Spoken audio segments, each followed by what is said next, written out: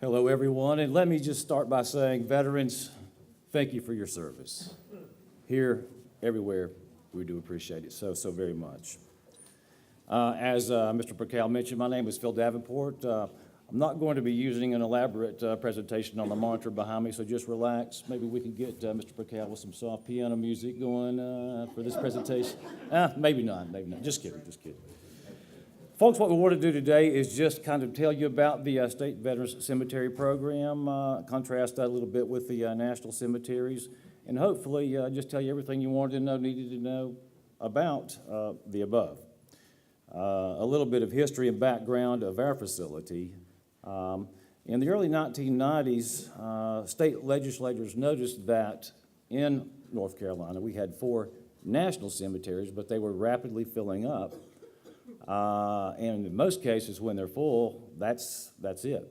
They're full. Now, one exception of those 4, and I believe Mr. Percal mentioned Salisbury, North Carolina, still has space, and you can still be buried there if you wish. The other 3 are full. But the point is that state legislators noticed that with the 7th largest veteran population in the country here in North Carolina, and the statistics vary just a little bit on that, but not much, there was a real need for cemetery plots to provide that benefit to our veterans. So, they moved forward, broke ground, and the one in Black Mountain where I work is the first of the 4 veteran cemeteries in North Carolina.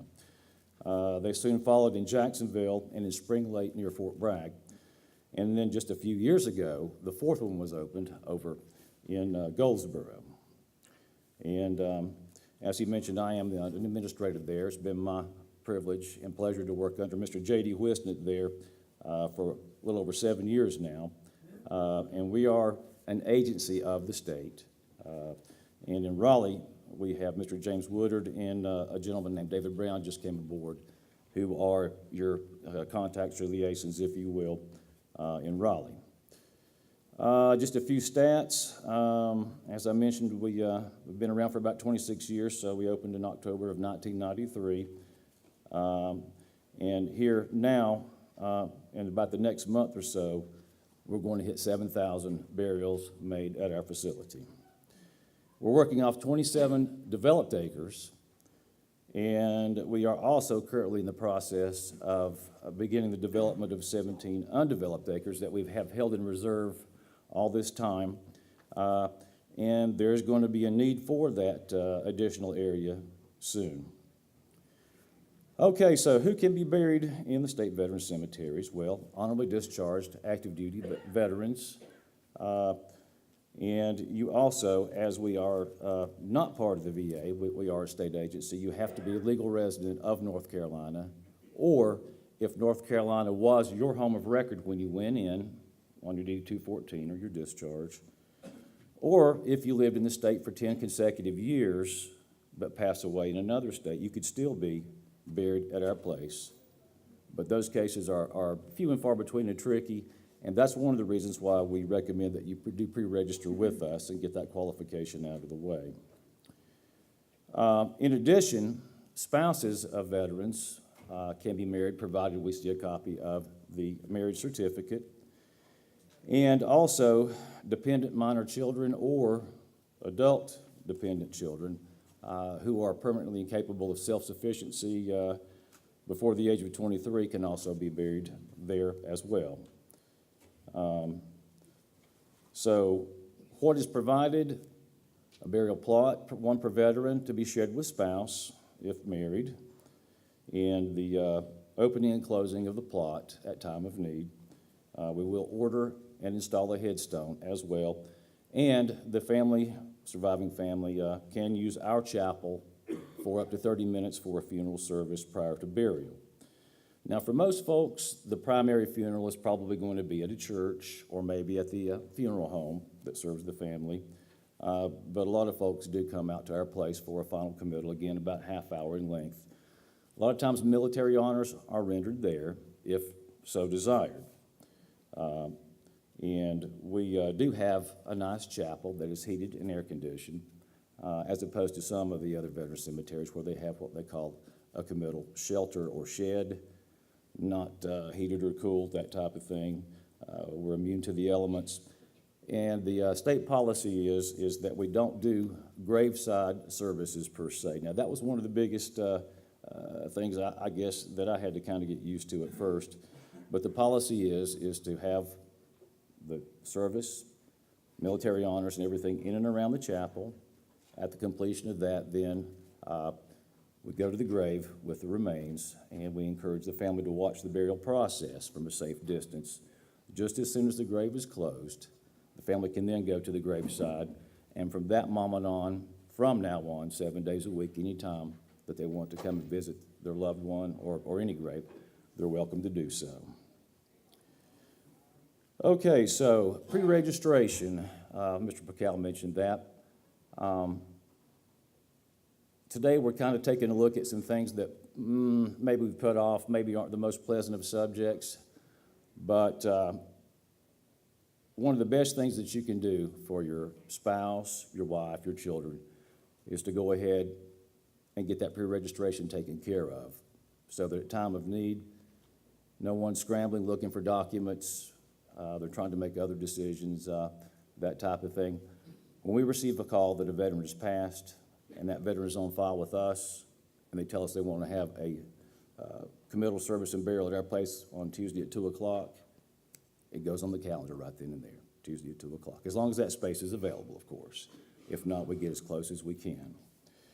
So pre-registration is important, and I've mentioned J.D. Whiston. I think a lot of you have met him. He's been at the cemetery since day one, since we opened up back in 1993, still there.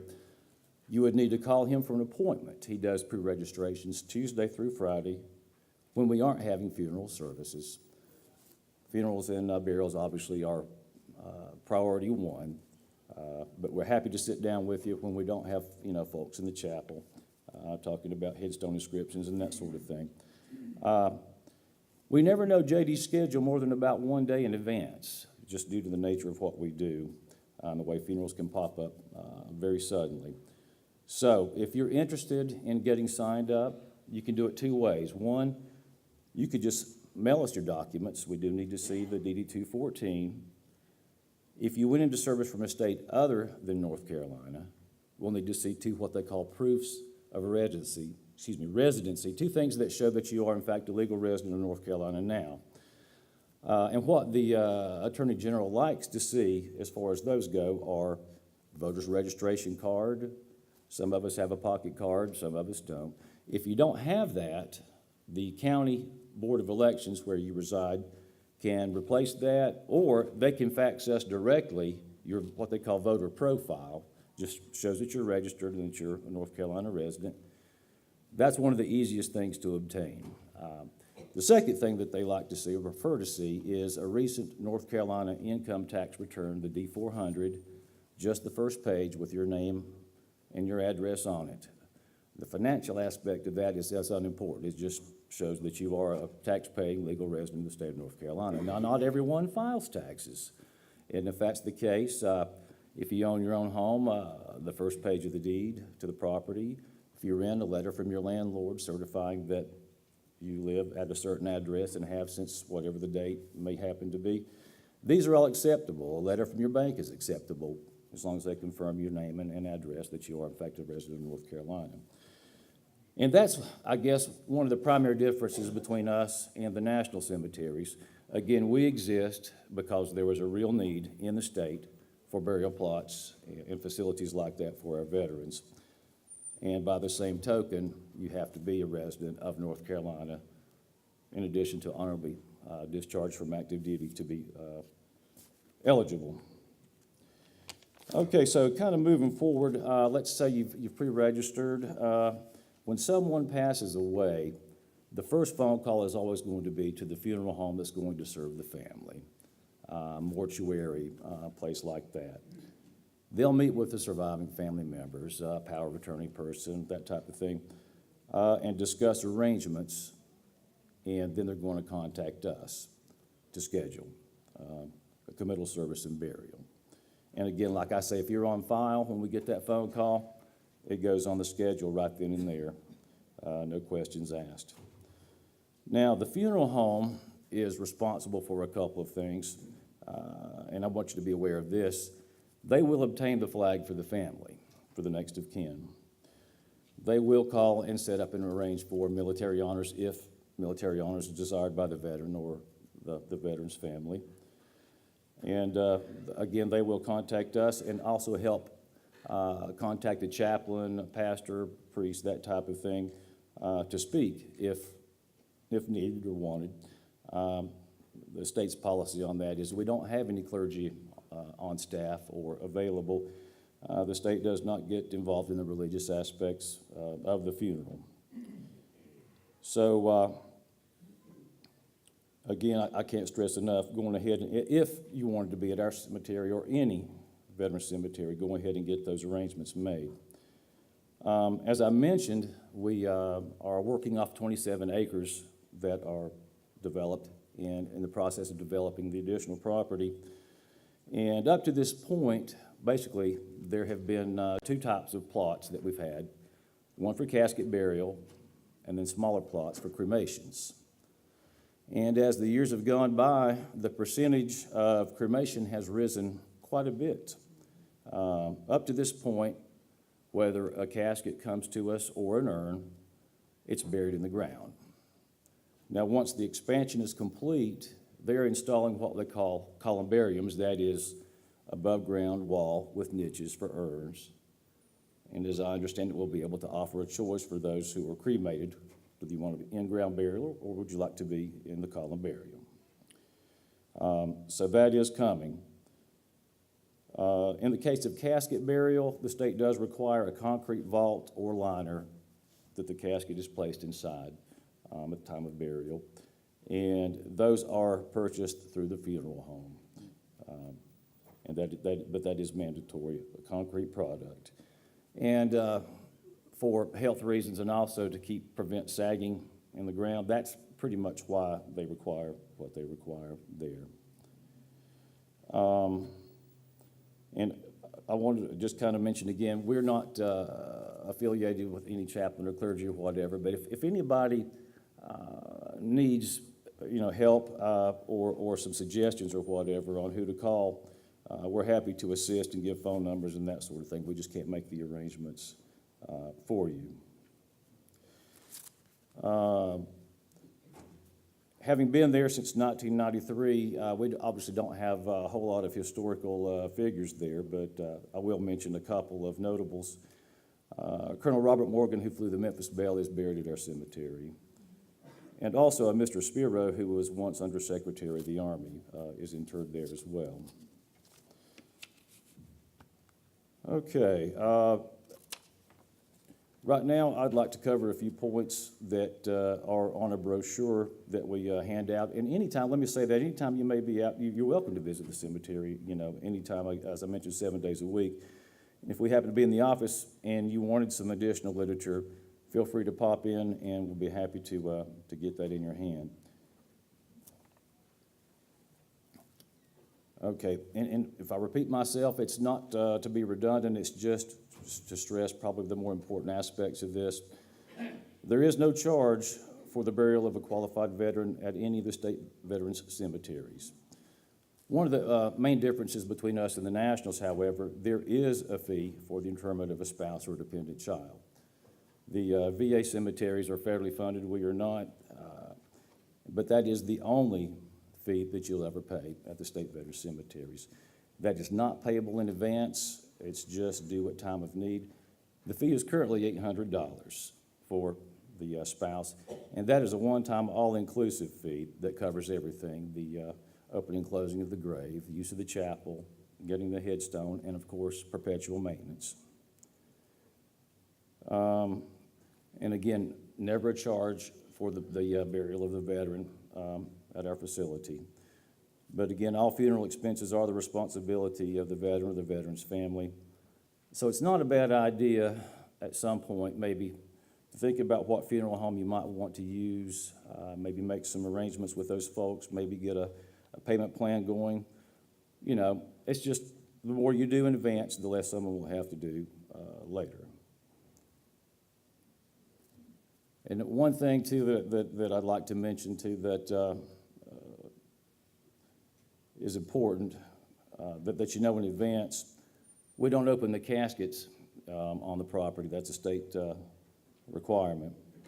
Of course, for most people, the viewing is done at the funeral home anyway in advance, but we don't open the caskets at the cemetery. We do burials Monday through Friday, much like the national cemeteries. We schedule those at 10 o'clock in the morning, 12 noon, and 2 in the afternoon. And recently, due to, I guess, demand, for lack of a better term, a lot of folks are going the cremation route. They don't want a funeral. They don't want anything elaborate in the chapel. They just want the urn to be brought to us and interred. We do that around 3 or 3:15 in the afternoon, weather permitting. For the most part, we don't do burials on Saturdays or Sundays or on state or federal holidays. In order to receive a headstone at our facility, you do have to be buried there. In the case of cremation, some people say, well, I'd really like to just have my ashes scattered. Well, 60% of them need to come to us in order to get you the monument, and the other 40 can be retained by the family. That's no problem there. Sometimes people want to have a committal service in our chapel, but they have no intention of being buried there. And as long as the chapel is available, that's fine, but you do have to meet the same requirements as if you were going to be buried there in order to use the chapel. That's absolutely fine.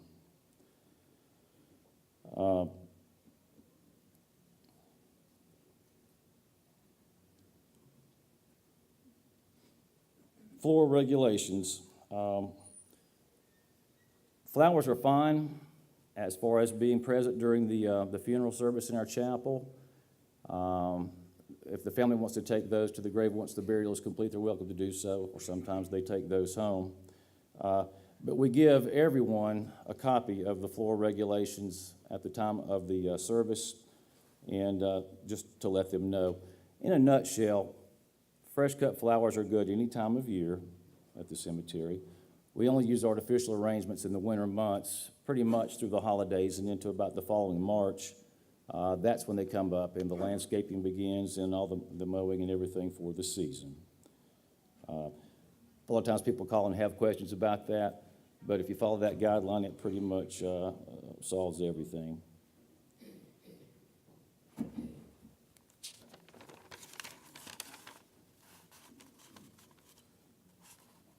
Okay. So, why pre-register? I think we could all use, one less thing to worry about, peace of mind. And it's probably the nicest thing that maybe you could do for your spouse. If you want to be buried at our cemetery, any veteran cemetery, why not go ahead and pre-register? I'd like to close by telling you about a phone call that I received not even 48 hours ago. A veteran called me, a gentleman. He was obviously distraught. I could tell it in his voice. And he said, I've been planning to come out there and pre-register with you guys for a few years. He said, and now I'm afraid it's too late. And I said, sir, no, I don't believe so. What's on your mind? He said, well, my wife's passed away, and I'm not on file there. And now I'm afraid that she can't be buried there. Of course, I reassured him that if he's eligible, and we have a copy of the marriage certificate, then yes, she's eligible for burial there. And, the long story short is we kind of got to the heart of the matter. He said, we've been married for 47 years. She was healthy, exercised every day. I just wanted to, wake her up and see what she wanted for breakfast, but she wouldn't wake up. And she was gone. So my point is we never know. Her service is scheduled for this coming week, and,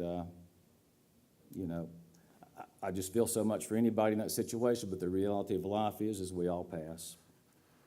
So whether it's our facility or any of the veteran cemeteries, some refer to it as the final benefit. It really isn't, but it is a benefit that you've all earned. So I strongly encourage you to pursue that. Come take a look at our facility or any of them. Again, there are 4 in North Carolina, And I think Mr. Bacall mentioned some of the national cemeteries. There's a really nice one, Mountain View over in Johnson City. They're all over the country. My wife and I like to travel. That's kind of our thing. We'd like to get in the car and just go. And I've seen national cemeteries from Fort Leavenworth to Biloxi, Mississippi to the Northeast. And they're all just really, really nice. Really respectful places, well maintained. And that's what we strive to do, because that's what our veterans deserve. Questions? Get you a microphone. Yes, sir. Is it possible to pre-register online? No, sir, it is not at this point. We prefer to do it in person, or you can mail your documents in. But there is a form that we fill out. There's no paperwork for you to do in advance. And just for security and privacy reasons, it's better if you bring those documents in person. Did you say something about headstones? Yes, sir. What was the, Well, there's one issued for every veteran. And if it's a married couple we're talking about, whoever passes away first, we get a monument and we install it for that half of the couple, if you will. When the surviving half of the couple passes, the federal government's going to send us a new headstone to replace the original with both names and sets of data and that type of thing on it. and then about registration cards. Did you say registration card? We said one of the preferred proofs of residency that we accept or need to see is your voter's registration card, if you are registered to vote. When do we have to have that? When we're buried, or? If you want to go ahead and pre-register, I know I'm pre-registered, but I never saw anything about a card. okay. No, sir, the only thing in regards to a card, I mentioned that some people have a pocket card that shows that they are registered to vote, and that's an acceptable form of proof of residency. I had understood, and I'm not sure how true this is, but I had understood that a divorced spouse of a veteran could be buried at the veteran cemetery. Is that true? No, have to be legally married, and we have to have a marriage certificate on file. That's the state policy. Yes, sir. Are there any spousal benefits for cremation, either through the VA or discounts that you know of with any funeral homes?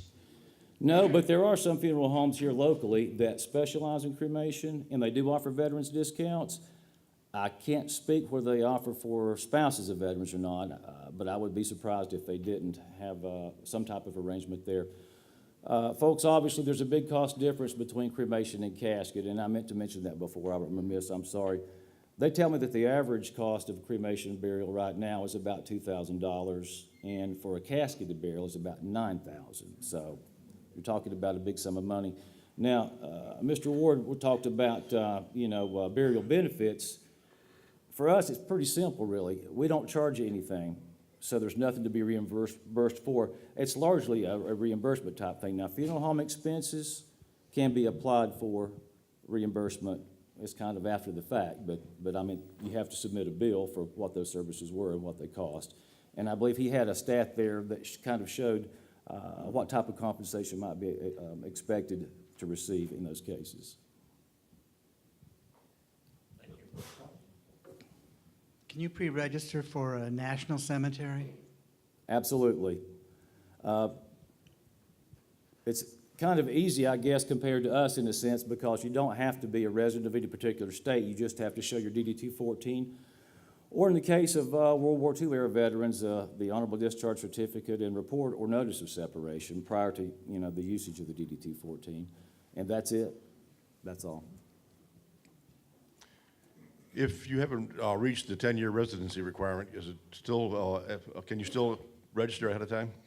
Yes, sir, you can. And the 10-year rule, really, that's probably the most confusing aspect of the whole thing. If you pass away in North Carolina and you're a legal resident and you only moved here a year ago, then that doesn't matter. The 10-year rule, I'll give you an example, and this happened just yesterday. A veteran was born in New York. He went in from New York. He got out, and he went back to New York. And then at some point, he came to Hendersonville to live for a few years. And then he moved to Arizona to be with the children, and that's where he just passed away. He did register with us, but he was not in North Carolina for 10 consecutive years.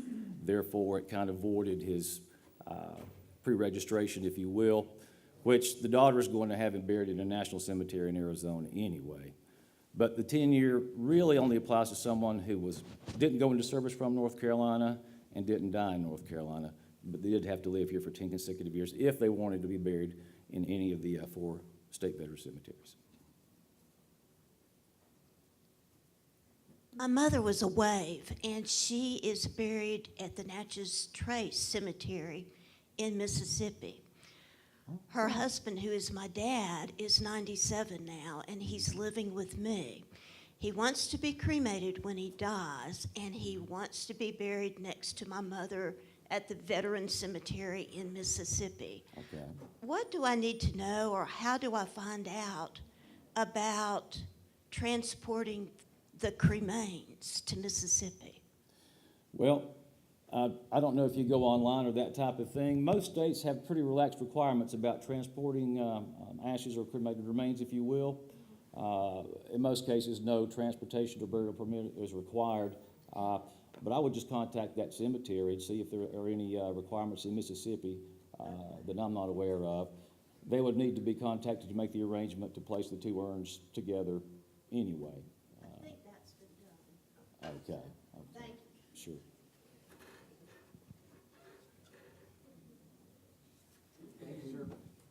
Okay. Thank you.